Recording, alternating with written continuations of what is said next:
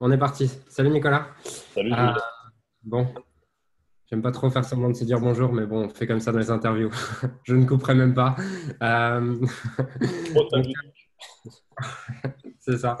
Donc, je suis avec Nicolas aujourd'hui, que je ne connaissais pas depuis récemment. Et tu m'as invité récemment à ton événement You Can Be. Donc, je vais te laisser te présenter. Après, je pense que tu nous en diras un peu plus sur cet événement. Et on pourra enchaîner. Mais je vais commencer par te laisser te présenter.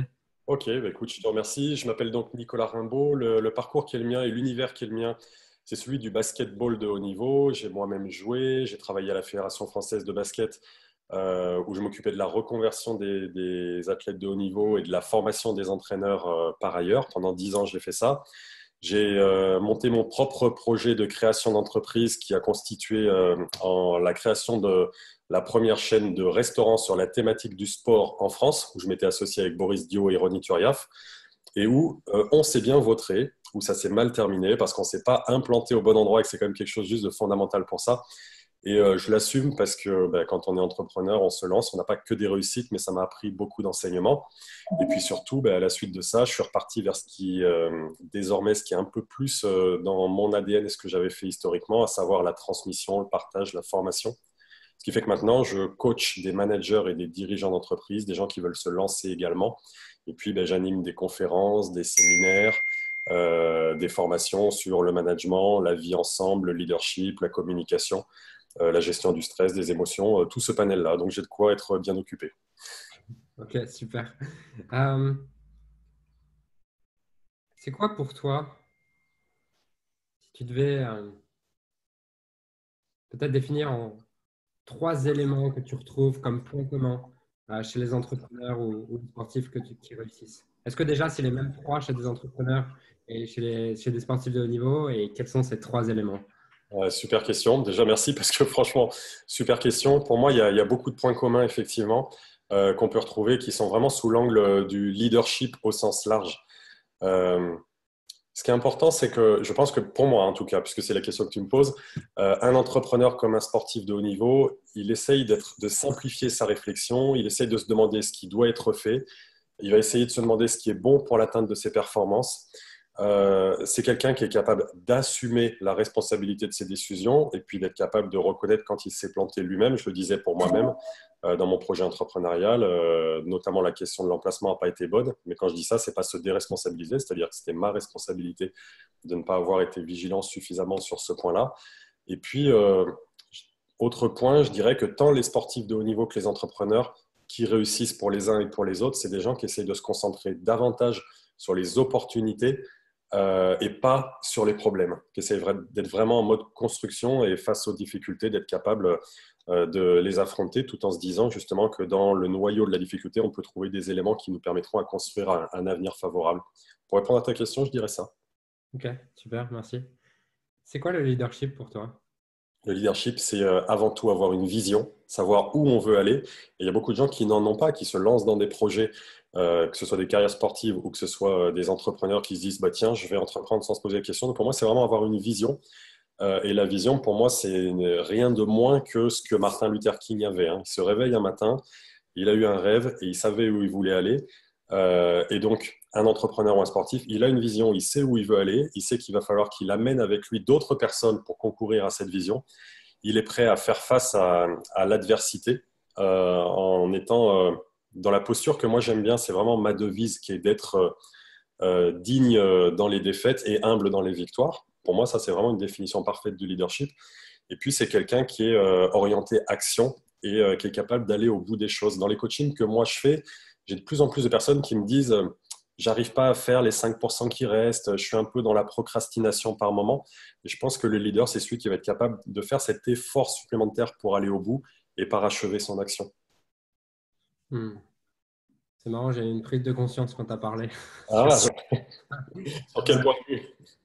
sur, euh, sur le fait de ne pas avoir de vision. Tu sais, j'étais sportif de haut niveau dans le tennis jusqu'à 18 ans. Ouais, Et j'ai fait une vidéo récemment justement sur ça où je me souviens d'un jour j'étais en pôle France en fait avec Lucas Pouille et d'autres joueurs comme ça. Et je me souviens d'une fois où Lucas, il affirme à 14 ans qu'il sera dans les 10 premiers joueurs mondiaux. Et nous, à 14 ans, on se fout un peu de sa gueule en lui disant, mais Ouais, tu rêves. moi j'avais 15 ans, donc à 15 ans, tu bats celui qui a 14 ans, et un peu avec la grosse tête, tu dis, bah déjà, essaie de me battre, et puis après, tu parleras dans les 10. Mais c'est vrai que je n'avais pas cette vision, en fait. Et c'est hyper intéressant. Aujourd'hui, je pense que j'ai appris de ça. Euh, et Juste pour rebondir sur ce que tu viens de dire, Julien, on a retrouvé des vidéos de Tony Parker qui, à l'âge de 10 ans, jouait dans le jardin chez lui avec un maillot des San Antonio Spurs et qui disait quand je serai grand, je jouerai aux Spurs en NBA. C'est juste incroyable. est-ce que tu as lu le livre de Djokovic ou pas? Non, je dois être honnête, non. Ok. Dans le livre de Djokovic, il dit justement que euh, le jour où il voit Sampras gagner, il se voit gagner Wimbledon. Hmm. Et à partir de ce jour-là, c'est une certitude. Yeah, ça c'est bon. Tiens, en parlant de cette certitude, ce leadership, parce que je pense que dans le leadership, il y a une notion de certitude. Ouais. Comment est-ce que, tout à l'heure, j'avais un client qui me disait, ouais, je comprends ce que tu veux dire, voir pour croire, croire pour voir, où est-ce que ça se trouve, mais comment est-ce que tu fais pour développer cette certitude que c'est déjà fait, que tu vas y arriver? Alors moi, tu vois, dans ma vision des choses, qui s'inspire comme toi et du sport de haut niveau et de l'entrepreneuriat, j'évite le mot certitude et je le remplace par conviction en fait. Parce que certitude peut te laisser quelque chose qui est un peu enfermé. J'ai une certitude, il n'y a que ça qui fonctionne. Par contre, conviction, c'est quelque chose qui est plus intérieur, plus viscéral au sens premier du terme et avec lequel tu es plus aligné dans ta vision. Et en fait, moi, j'essaye, avec les gens que j'accompagne, de les switcher de la certitude pour les faire basculer vers la conviction. Parce que quand ils vont être dans la conviction, ils vont être pleinement habités par le sujet et du coup, ils vont vraiment s'engager et y aller. Et je peux avoir des fortes convictions et être capable de changer un peu le cap face à ce qui se passe, alors que quand j'ai des certitudes, peut-être que je me heurterai à des murs et que je ne changerai pas le cap. Ouais, c'est intéressant. Et c'est marrant, ça m'aide à optimiser ma façon de voir les choses. Mais moi, je vois plutôt, j'entendais plus ressentir de la certitude. Je le voyais plus comme un état interne, en fait. Ok, je comprends. Oui, d'accord, en mode état interne que tu couples avec assurance et confiance en soi, alors du coup. Ouais, c'est ça. Je comprends. Ouais, de ce point de vue-là, c'est hyper riche. Hmm. Comment est-ce que tu développes ça? Comment est-ce que tu fais pour soit développer cette conviction, soit ressentir de la certitude et de la confiance? En étant le plus possible, en te faisant confiance. C'est peut-être bizarre comme réponse, mais pour développer la confiance, il faut se faire confiance. Et en essayant surtout pas, de mon point de vue, d'essayer d'aller chercher, quémander un feedback extérieur de quelqu'un qui me dirait que je suis dans la bonne voie, qui me renforcerait, etc. Parce que du coup, je deviens dépendant de ça. Si j'en ai, c'est bien, ça m'alimente la confiance, en tout cas, je le crois, mais quand j'en ai plus, ça s'arrête. Et si j'en ai pas, ça me stoppe. Et donc, pour moi, ce serait vraiment être très centré, très ancré sur soi, en essayant de ne pas être dans la comparaison sociale, parce que toi et moi, on ne peut pas se comparer quoi qu'il se passe, et deux personnes ne le peuvent pas véritablement. Or, la plupart des êtres humains passent leur temps à ça. L'autre, il a plus, il fait mieux, il fait différemment, très bien, il fait ce qu'il a à faire. Et pour moi, c'est vraiment qu'est-ce que je suis moi et qu'est-ce que je peux faire au maximum avec les qualités, les défauts que j'ai. J'en ai, tu en as, et on a chacun de nous à nous appuyer sur mes... Oh que oui, ça, il n'y a pas de doute sur ce que j'ai vu que tu fais. Et on a chacun à s'appuyer sur nos qualités, d'une part, et essayer de limiter l'exposé de nos défauts à nos situations, en fait. Et je pense que Hmm, c'est vraiment être centré sur soi et surtout pas regarder autour, parce que là, on risque de fragiliser notre confiance. ok. Donc, c'est centré sur où est-ce que je veux aller, voir ce que je fais aujourd'hui et aussi le chemin que j'ai parcouru, peut-être. Ouais, ouais, tu as raison. Ça, c'est important que tu dis ça. C'est une très bonne clé. Le chemin que j'ai parcouru en me disant, justement, toutes ces étapes que j'ai franchies, est-ce que je les considère comme étant des vrais socles sur lesquels m'appuyer, me permettant de me dire, hey, j'ai progressé, j'ai fait des choses là-dessus. C'est pour ça que des fois, la technique d'utiliser des petits journaux pour noter les choses qu'on a fait petit à petit, parce qu'on l'oublie en fait. On considère que les choses sont normales au jour où on est en train de se parler, alors qu'on a fait des fois des exploits et transcendé des montagnes sans s'en rendre compte. Moi, sur l'événement You Can Be que j'organise, ça a été plus d'un an de travail. Et purée, mais que d'obstacles, que de difficultés, que de contraintes pendant au moins 11 mois sur les 12. Et en fait, c'est hyper important de revisiter ça, de le re-regarder, déjà pour une prochaine fois et se dire, bah, du coup, ça valait certainement pas, c'était pas nécessaire de stresser, de douter, d'hésiter, etc. Parce que moi, je suis un humain comme les autres. Et puis, voilà, de se réassurer pour se remettre en confiance. Tiens, si tu as réussi à franchir toutes ces étapes-là, tu pourras en franchir d'autres. Fais-toi confiance sur la base de ces éléments tangibles et factuels. Hmm, C'est important que tu appelles ça, effectivement. cool. Et j'ai envie de te dire une question, j'ai envie de te poser une question. Je ne suis pas sûr que tu aies une réponse claire à me donner, mais je vais te la Je suis poser. pas sûr. Si je sais pas te répondre, je te le dirai. Comment est-ce qu'on fait pour justement se focaliser sur soi et se détacher de la comparaison dans un monde où la comparaison est constante partout? Waouh, méga question parce que alors là, si quelqu'un a une réponse clé en main là-dessus, je pense qu'il est millionnaire à la seconde. Donc je ne suis pas cette personne, mais c'est une sacrée quête. Comment se... Mais déjà, tu sais, ça pourrait être appliquer les principes de Dale Carnegie. Ne pas critiquer, ne pas juger, ne pas condamner, ne pas blâmer. Parce que à chaque fois que tu fais ça, tu te renvoies vers les autres, les autres, les autres. Alors évidemment, souvent en disant moi je suis plus ou je suis mieux, etc. Et je pense que c'est si, je vais être millionnaire donc. La clé, la clé, je pense que c'est l'acceptation de ce qu'on est, l'acceptation de nos défauts, de nos limites, de nos fragilités. Et c'est sûrement, de mon point de vue, le fait de se dire, moi je mesure 1,98 m, hein, c'est mon seul point, c'est mon deuxième point commun avec le basket, avec Michael Jordan, c'est les deux seuls qu'on a en commun. Mais on est tous et grands et petits, on est tous et courageux et lâches, et on est tous et forts et fragiles. Et je pense que plus on est dans l'acceptation de ça, plus du coup, ben, on se préoccupe plus du regard des autres, mais plus de ce qu'on est, de comment on fait au mieux avec tout ça en fait. Hmm. Ouais. Je pense. C'est peut-être pas une clé si évidente que ça, mais le plus souvent on se le dit parce qu'on a tous des moments où on peut s'éloigner de cette idée-là. Au mieux, on va se recentrer sur nous et se détacher du regard des autres, il me semble. Et est-ce que tu peux, du coup, là, pour moi, si peut-être j'ai mal compris, mais si j'ai bien compris, c'est que ça commence par arrêter de juger à l'extérieur pour arrêter de se juger à l'intérieur. Ouais, alors ouais, je suis d'accord avec toi, Julien. Ça serait, c'est parfait. Arrêter de juger, de se juger en comparaison à l'autre pour se juger à l'intérieur, et surtout, je pense que tu vois, on peut aussi le dire de la façon inverse. Commencer par s'aimer soi avant Ouais. d'essayer de s'occuper du regard de l'autre, quoi. Et du coup, notamment en termes de communication, si je travaille fort à une communication très positive et harmonieuse avec moi-même, du coup, par répercussion, je pourrais engranger une communication positive, harmonieuse et des relations de qualité avec les autres. Et les gens, ils sont en tension, ils sont crispés, ils sont énervés ou autres, et du coup, ils n'arrivent pas à interagir, à impacter, à donner du leadership, etc. Donc, si je développe mon amour de moi dans ma grandeur et ma petitesse et une communication d'acceptation avec moi de ça, je pense que par répercussion, j'ai plus à me préoccuper du regard de l'autre et voire même davantage, sans que je cherche à atteindre cet objectif-là, les regards des autres seront plus positifs à mon encontre. Hmm. Yes. Qu'est-ce que tu dis à un performeur justement qui te répond ouais, mais Nicolas, moi je me suis toujours construit comme ça et c'est justement parce que je suis exigeant avec moi-même que j'en suis là. Très bien, je lui dis, bah, écoute, déjà c'est ton choix et je le respecte et j'ai pas de souci avec ça parce que tu as fait ce qui te semblait bon d'être fait. Après, je lui dis, maintenant, il n'y a rien ni personne qui te dit que si tu avais fait différemment, tu n'aurais pas encore plus performé. Et toi-même, tu ne le sais pas. Tu aurais pu performer plus simplement, tu ne le sais pas. Tu sais, c'est quand tu commences à parler un peu de préparation mentale à des athlètes qui sont sur les 4-5 dernières années de leur carrière. Oh, c'est bon, j'ai jamais eu besoin de ça, pas de problème. Ok, pas de souci, mais peut-être que tu aurais pu être encore plus haut si tu avais fait ça. Peut-être pas, mais en tout cas, c'est de l'ordre de la possibilité. Et puis après, c'est aussi les amener à dire maintenant, le principe tout basique, il y a que les imbéciles qui ne changent pas d'avis. Il y a plein d'exemples, hein. Tu peux regarder Tiger Woods qui a décidé de complètement changer ses techniques, etc., et de chuter momentanément pour rebondir et repartir et avoir une carrière qui soit plus dure. Ça dépend aussi des objectifs qu'on se fixe.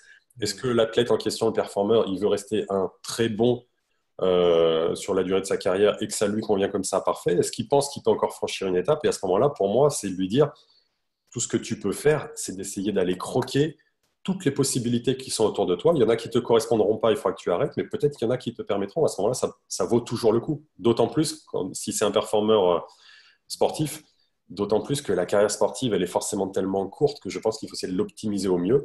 Et si pendant toutes ces années, tu as fonctionné comme ça, c'est très bien et je ne critiquerai jamais ça déjà, puisqu'on ne critique pas les autres. Et puis, à partir de là, est-ce que tu veux essayer de te donner une chance de faire encore mieux? Ça t'appartient. Et si tu ne souhaites pas la saisir, ben c'est parfait. C'est OK. Hmm. Est-ce que tu penses qu'il y a des... Quel est le pourcentage pour toi de personnes qui arrivent au haut niveau, justement? Après, ça dépend où est-ce que tu définis le haut niveau. Mais si on prend, par exemple, tu prends un sport, n'importe lequel, et on va dire le top 100 des joueurs de tennis, parce que bon, c'est ce que je connais. Combien ont vraiment cette mentalité d'arriver à s'aimer eux-mêmes et à être, à se parler correctement, tout ça? Oh, tellement peu de ce que je peux en connaître, tellement peu, tellement peu. Ce qui C'est veut vrai. dire que potentiellement, il y a tellement d'aide à apporter à ces gens-là en termes d'ouverture d'esprit. Euh, c'est la question, tu vois, mon événement You Can Be, il est organisé, les sportifs de haut niveau qui performaient dans l'excellence, etc. Et à un moment donné, il y a un ami à moi qui a forwardé, transféré l'info là-dessus, et il y a une de ses contacts qui clique oui mais non. Et le gars lui dit oui mais non quoi? Non, non, moi ça va performer, machin, j'ai pas besoin de ça, j'ai pas envie de ça. Et j'ai répondu en dessous, j'ai mis c'est respectable et c'est OK. Mais pour revenir sur ta question, les performeurs qui pensent qu'il faut bourriner ou quelque chose comme ça pour y arriver, c'est la plupart parce que le modèle aussi français d'éducation en sport, il est un peu fait de ça. Et moi, je pense que c'est vraiment plus t'es dans et le lâcher prise et l'amour de soi et être dans l'instant présent, plus tu atteindras ce plus haut niveau de performance pour y être. Ça, j'en suis mais alors convaincu. Et pour aller au bout de la réponse à ta question, très très peu en sont capables à l'heure actuelle. Et je pense que parmi le top des top 100 que tu évoques, même tout en haut, il y en a encore peu qui y sont et qui gagneraient encore plus en termes pour le coup de régularité au top du top. Mais c'est valable aussi pour moi, tu sais, sur la population des artistes, des chanteurs, des acteurs ou autres. Quand tu vois que Stromae, qui est un artiste incroyable, il fait un burn-out. Ouais. S'il revisite sa question de lui, de son identité, de comment il est aligné, de son amour de lui, ce genre de choses-là n'arrive pas s'il est dans l'expression juste de la performance qu'il doit mener. Et je pense que très très peu y sont. Et néanmoins, je suis convaincu que c'est la voie. En tout cas, c'est ma conviction pour le coup. Tu vois, c'est pas ma certitude, c'est ma conviction. Yes. Super. Euh, cool. Tu viens d'évoquer You Can Be. Est-ce que tu peux parce qu'il y a des personnes qui nous regardent qui ne savent pas forcément ce que c'est You Can Be. Est-ce que tu peux nous en dire un peu plus? Alors, ça va arriver juste dans quelques jours, puisque c'est les 21 et 22 juin. J'organise ça à Paris au Novotel Est. Et en fait, mon idée, c'est la suivante. Moi, en avril 2017, je suis allé participer à un super séminaire de 4 jours de formation à Londres qui était animé par Tony Robbins. Tony Robbins, c'est mon mentor, je le trouve incroyable, etc. On était 11 000, c'était une énergie incroyable. Et en fait, c'est pendant ce séminaire-là que je me suis dit, mais purée, je suis convaincu qu'il y a un événement à faire, il y a des belles choses à partager autour des valeurs du sport de haut niveau pour que les gens puissent se l'implémenter dans leur vie de tous les jours. Donc, c'est là-bas que l'idée a commencé à germer. Et donc, You Can Be, pour répondre à ta question, c'est pendant 2 jours, les 21 et 22, je fais venir sur la scène des gens qui vont intervenir les uns après les autres. Ils doivent répondre à deux caractéristiques clés. L'une d'entre elles, c'est d'être au top mondial de leur discipline sportive. Et la deuxième, c'est d'avoir un message inspirant à partager pour les gens. Et en fait, on va être sur des blocs d'1 heure à peu près où le champion intervient et ensuite, moi, je fais des bouclages et des apports complémentaires. Le champion, j'en fais un, etc. Pour arriver sur la fin de journée du 21 où là, je fais une intervention sur justement le lâcher prise, la gestion du stress, la relaxation, la préparation au sommeil, ce qui consiste juste à apporter des outils à tout le monde puisqu'on a tous besoin de ça avec les vies trépidantes dans lesquelles on est. Soirée du 21, l'ensemble des intervenants des 2 journées sont là pour les gens qui prennent le pack en question pour pouvoir être là à la soirée, interagir, échanger. Puis le 22, on recommence avec une petite partie modeste, mais préparation physique, posture, avec un préparateur physique le début du 22 pour se mettre en corps. Et puis ensuite, d'autres types d'intervenants qui y vont. Et donc l'idée, c'est vraiment ça. Comment est-ce qu'on peut appréhender les secrets des champions, les gens qui font face aux grandes victoires, comment ils font pour vivre l'après, aux difficultés, aux défaites. Daniel Narcisse, élu meilleur joueur du monde de hand en 2012, il s'était fait les croisés en 2011. Il va en parler de comment il a vécu ça. Et je voulais des gens qui sont inspirants. Alors, il y a des gens très connus, puisqu'il y a Sébastien Chabal, Boris Dio, le capitaine de l'équipe de France de basket, et Daniel Narcisse, qui sont les plus médiatisés. Il y en a qui le sont beaucoup moins. Stéphane Toureau, vice-champion du monde d'apnée, il va nous parler de la force de l'intention et de comment, quand tu dois aller à 143 mètres sous le niveau de la mer, tu dois te préparer en étant très aligné, ça va être incroyable. Alizé Agier, je pense aussi, elle est double championne du monde de karaté et Alizé, elle est diabétique. Donc, elle se fait des piqûres d'insuline plusieurs fois par jour. Et c'est un super message d'espoir quand nous, on chouine un peu sur une petite contrariété, une petite difficulté. J'ai 3 super athlètes, enfin, je ne te donne pas tous les athlètes, mais aussi 3 super athlètes paralympiques parce que c'est des gens qui font des exploits et qui sont très inspirants. Et c'est aller chercher dans tous ces modèles-là, qu'est-ce que nous, on pourrait faire des modèles du sport de haut niveau que toi, tu connais bien, Julien, pour les implémenter dans notre vie de tous les jours pour atteindre nos objectifs et faire face à nos difficultés. Le pitch de You Can Be, c'est ça. You can be your own champion. Chacun peut être son propre champion. Super. Cool.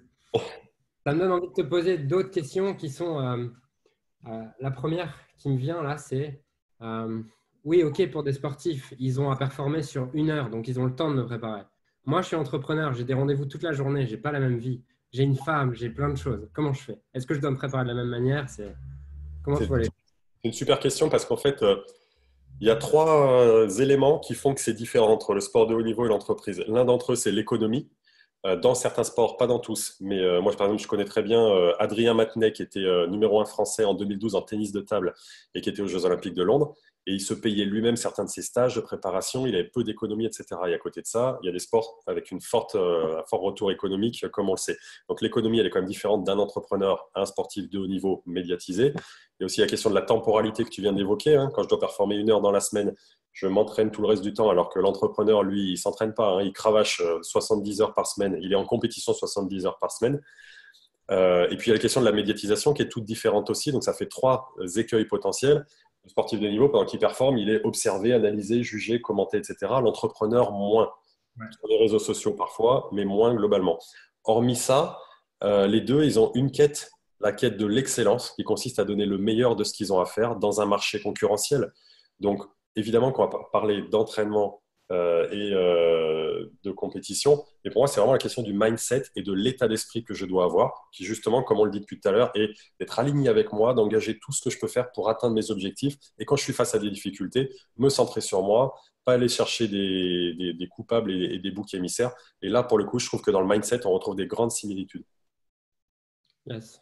En fait, il y a deux notions depuis tout à l'heure qui reviennent un peu, c'est la responsabilité et le leadership, qui vont peut-être ensemble d'ailleurs, qui vont Ouais, beaucoup ensemble à mon avis, de mon point de vue en tout cas. je suis d'accord avec toi. Est-ce que, à ton avis, tout découle de ça? Si tu es responsable et tu agis comme un leader qui apprend de ses erreurs et tout découle ou pas? Ou Tout il y a deux... découle. Ouais, pour moi, tout découle si à côté de ça, tu as une super gestion émotionnelle et gestion de ton stress.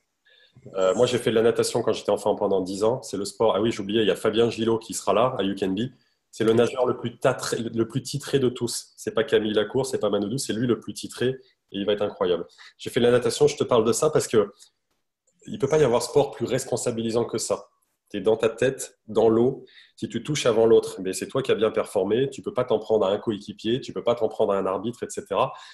Donc ça, c'est hyper précieux et hyper riche pour pouvoir se recentrer sur soi. Et donc, je pense que oui, c'est prendre des décisions, parce qu'il y a aussi des gens qui ont cette difficulté à prendre des décisions, peut-être que tu en accompagnes.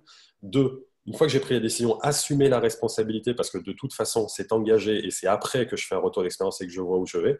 Et associer à tout ça une chouette gestion émotionnelle qui consiste à ce que ça ne soit pas mes émotions qui me pilotent moi, mais moi qui vois mes émotions surgir, d'être en observation de celles-ci et d'être capable de les accompagner, gérer, sans qu'elles ne viennent m'altérer quand je suis dans un moment sportif ou entrepreneur où je dois être dans la performance, si c'est un entrepreneur face à un client, dans le cadre d'une prestation, etc. Je le vois comme ça. Ok, cool, super. Tu as abordé la question de l'identité. C'est quoi pour toi l'identité? Comment est-ce qu'on construit son identité? Comment est-ce qu'on met son identité au service de son projet et des autres? Une vaste question. Ouais, et une question risque et danger, tant pour les athlètes que pour les entrepreneurs, parce que moi j'ai fait un doctorat en psychologie du sport et j'ai notamment visité la question de l'identité quand je l'ai fait. Et en fait, c'est un vrai souci, l'identité. C'est à la fois nécessaire pour certainement concourir à la vision qu'on a de nous et pour pouvoir avancer. Mais le risque pour les sportifs comme pour les entrepreneurs, c'est de n'être plus que son identité. En fait, si je suis mon identité professionnelle, le jour où ça s'arrête, je suis à la ramasse. Les sportifs de haut niveau, quand ça s'arrête sur blessure, ils sont détruits psychologiquement. Quand ils s'arrêtent en fin de carrière, il y a beaucoup de dépression. J'ai vu des études là-dessus. Et puis, tu sais, l'identité, le vrai problème aussi, c'est quand on finit par se définir par notre job. Moi, quand j'étais à la fédé de basket et qu'on me disait, tu fais quoi? Tu vois, tu fais quoi? Quelle est ton activité? Je disais, je suis. Je suis DTN adjoint à la Fédération française de basket. Et quand ça s'arrête, et puis dans la vie, nos identités professionnelles, athlétiques ou autres, elles ne s'arrêtent pas forcément parce qu'on le choisit, eh ben, ça peut nous mettre une sacrée remise en cause et une sacrée difficulté. Donc, pour moi, la question de l'identité, elle est à la fois réelle, tu as raison de la poser, mais elle est dangereuse parce que ben, les altermoments de la vie font que si je suis mon identité athlétique, professionnelle, machin, etc., je m'expose sacrément. Tu sais, c'est aussi les gens qui, le jour où ils sont à la retraite, dans les 6 mois qui suivent, ont des graves soucis de santé, en fait. Donc, c'est un truc pour moi à prendre avec des pincettes.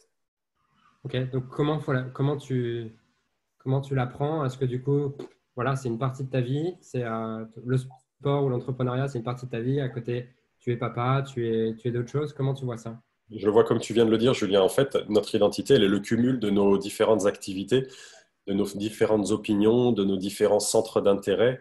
Moi, en ce moment, je suis très, très, très attiré par, je me développe de plus en plus sur la dimension de la spiritualité. J'ai commencé le yoga récemment, mais ça me parle à un point incroyable. Donc, ça vient faire une pelure ou une couche de plus de mon identité, un truc sur lequel je suis sensible en ce moment. Et d'autres types de sujets sur lesquels j'étais très sensible avant, tu sais, c'est l'histoire des domaines de vie, en fait, qu'ils sont moins de mon identité de maintenant.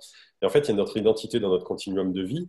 À un moment donné, on va s'intéresser peut-être plus à des jeux vidéo, à un moment donné, plus le boulot, à un moment donné, plus, j'en sais rien, aux filles, etc.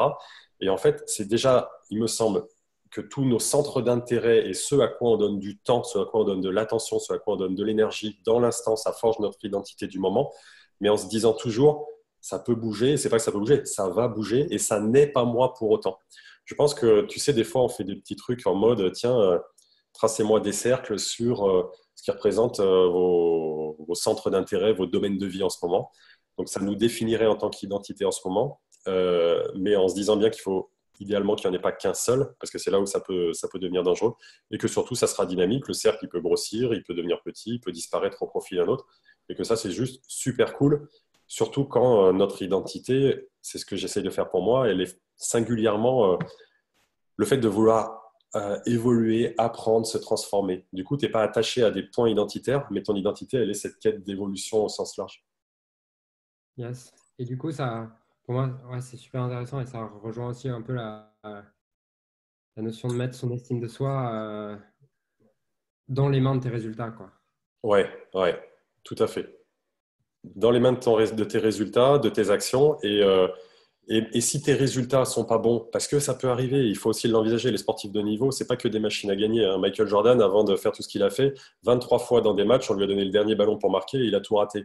Donc, je mets mon estime de soi dans mes résultats en acceptant que mes résultats seront des fois hauts, des fois bas, et que quand ils sont bas, ça ne me détruit pas. C'est surtout ça qui est important. Parce que ça ne me définit pas seulement. Tu sais, des fois, on travaille beaucoup, on donne beaucoup, on s'engage beaucoup, et ça maximise le fait que le résultat soit là, mais ça ne le garantit jamais. En sport de haut niveau, tu le sais très bien, on dit si tu t'entraînes pas, tu es sûr de ne pas gagner, mais si tu t'entraînes beaucoup, tu n'es pas sûr de gagner. Donc le résultat n'est pas le seul indicateur. Pour moi, c'est le couple des deux en fait. Est-ce que tu aides tes clients à définir des objectifs qui dépendent pas d'eux-mêmes ou qui dépendent que d'eux-mêmes, justement, ou pas? Oui, j'imagine que quand tu poses la question, c'est que c'est ce que tu dois faire. Je Bah, pense que c'est moi, je fondamental. pense. Ouais. Je pense que c'est fondamental. Du coup, ils ont. Parce que tu vois, là, tu renvoies à la question du contrôle. Et si je veux me mettre à contrôler des choses qui ne dépendent pas de moi, c'est là où je vais être en grand risque. Donc, je dois définir des objectifs d'action, de comportement, de moyens qui dépendent de moi, dont nécessairement à 90%, ça donnera des résultats positifs, mais l'indicateur doit être vraiment tout ce que j'ai mis en œuvre qui dépend de moi. C'est dur pour les sportifs, non? En tout cas, moi, j'ai du mal. Souvent, ça leur fait changer de manière de penser. Ouais, complètement, complètement. Mais c'est- on a tous besoin de changer nos manières de penser pour transformer nos concepts. Et je sais que ça doit le faire avec tes clients, et moi ça le fait avec les miens, ça change leur manière de penser. Et quand tu regardes un peu après, ils s'interrogent sur comment est-ce que je pouvais faire avant, quoi. Ouais. Heureusement que je suis passé à ça. Et c'est comme toujours, passer par une période de changement, c'est déstructurant pour mieux se restructurer derrière. C'est ça, c'est ce que j'allais dire, c'est qu'à court terme, souvent, ils voient pas les résultats, ils se disent, putain, c'est Ouais. quoi ce bordel? Et Mais c'est, on ouais. peut reprendre comme Tiger Woods, hein. Heureusement qu'il a eu foi sur le travail à long terme et pas sur le court terme de son changement de technique qui l'a fait baisser à ce moment-là, en fait. Hmm. Chez nous en basket, quand tu te mets à travailler sur la gestuelle d'un shooter, etc., tu le fragilises pendant un petit moment. Ouais, c'est pareil dans le tennis. Ouais, j'en étais sûr. Ok, cool. Si un entrepreneur est encore là, ou un entrepreneur ou un sportif, ou même quelqu'un d'autre d'ailleurs, est encore là en train de nous regarder, ça fait 30 minutes, pourquoi est-ce qu'il doit absolument venir ce week-end, le week-end prochain? Alors déjà, il doit absolument venir le week-end prochain parce que c'est pas le week-end, c'est jeudi, vendredi. On en profite pour le préciser. Voilà. Déjà parce qu'il aura le plaisir de me voir et de te voir, car tu seras là. Donc c'est déjà juste pour l'humour. C'est deux bonnes raisons. Plus sérieusement, c'est parce qu'il aura une opportunité, et ça j'en suis convaincu, incroyable d'écouter enfin des champions sportifs parler vraiment de leur vie, de leurs expériences, de leurs secrets, de ce qu'ils disent jamais. Ils sont très polissés, ils le reconnaissent quand ils sont interviewés dans les médias, les sportifs de haut niveau, ils disent pas grand-chose. Ils disent oui, c'est super, c'est grâce aux autres, très bien, merci. J'avais mal aux jambes, j'avais pas mal aux jambes, etc. Et ils développent peu ce qu'ils ont à faire parce que c'est pas l'endroit, le lieu pour le faire. Et là, ça va être une opportunité unique de le faire. Tous ceux qui nous regardent, ils ont peut-être déjà assisté à une conférence d'un champion ou d'un sportif, mais là, l'idée, c'est de se dire, pendant tout ce temps-là, on va avoir des points de vue différents et le projet, c'est d'en faire un vrai séminaire de formation et de transformation. Pas qu'un truc récréatif où on a des paroles de sportifs de haut niveau, mais vraiment quelque chose où il y aura des messages pour se les prendre pour soi et où ils vont pouvoir se faire un auto-coaching permanent pendant les 2 jours. Donc rien que pour ça, ça vaut vraiment le coup de venir et puis aussi de pouvoir échanger dans la salle avec d'autres personnes qui sont dans les mêmes types de préoccupations que eux. Moi, j'oublie pas ce qui s'appelle, quand j'ai fait mon MBA à HEC, on nous a dit ça va être de la cross-fertilisation. Ce n'est pas sale, vous allez vous fertiliser les uns les autres. Et en fait, il y a ça aussi, le partage d'expériences croisées des participants. Et je dois reconnaître que ça aussi, c'est sympa, quoi. Super. Franchement, moi, j'ai tout de suite accroché quand j'ai vu ton truc. J'avais jamais vu ça en France, en fait. Je sais pas Je si ça... pense pas non, à ma connaissance, ça n'a pas existé. Ok, donc super, je serai là. Et pour les personnes qui nous regardent, je vous invite vraiment à venir. Surtout pour, je pense que beaucoup d'entrepreneurs, en plus, ont un intérêt pour le sport et c'est vraiment le moment, je pense, de venir mêler les deux. Donc, voilà, je mettrai les liens sous cette vidéo pour prendre les billets, je pense, de l'événement. Euh, Où est-ce qu'on te retrouve après cet événement pour les gens qui regarderaient cette interview après l'événement? Après cet événement, vous pouvez me suivre sur ma page YouTube, sur ma page Facebook pour justement que je vous fasse part des autres projets que j'ai derrière. Derrière, je vais vouloir développer 2 grands axes qui vont être un qui va s'appeler Fit Your Mind, comment justement développer le mindset positif et engagé et prendre soin de son corps. Et un autre qui va s'appeler Slow and Zen, 2 marques que j'ai déposées pour justement prendre du moment pour soi, pour se reposer, se relâcher, se recentrer. Donc, ça sera certainement mes projets pour la suite. Et puis surtout, grâce au super travail que je fais avec Margot Klein, je vais développer des coachings haut de gamme pour les gens qui veulent vraiment atteindre des hauts niveaux de performance. Donc voilà, sur ma page Facebook, LinkedIn et YouTube notamment, vous pourrez me retrouver. Super, merci. Merci beaucoup pour ces éléments. Si tu as quelque chose à rajouter, un message à faire passer, vas-y. Je suis juste ravi d'avoir eu cet échange avec toi, Julien. C'est des bons moments, ça. Donc, toi, j'ai de la gratitude pour ça. Des bons moments d'être avec des gens en face qui ont les mêmes types de préoccupations. On n'est pas concurrents. On fait ce qu'on a à faire, on apporte aux gens, on l'apporte différemment et je trouve ça super agréable dans la démarche. Donc, j'ai hâte de continuer à échanger avec toi par la suite. Cool, super, merci Nicolas. À bientôt.